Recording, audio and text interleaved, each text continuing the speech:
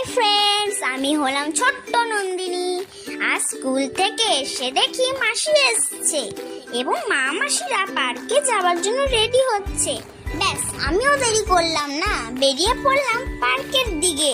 পার্কটি খুব সুন্দর ছিল। পার্কটি ছোট, তাও খুব সুন্দর ছিল যে তোমাদেরকে বলার মতন না। একবার তোমরাও এই পার্কে এসে ঘুরে যেও। পার্কটি নদীর ধারে, তাও খুব সুন্দর লাগছিল। পার্কটি এমন সুন্দর যে আমি বাড়িতে যেতেই যাচ্ছিলাম না।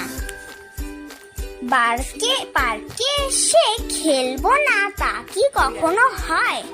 লেগে পড়লাম বন্ধুদের সাথে খেলা করতে।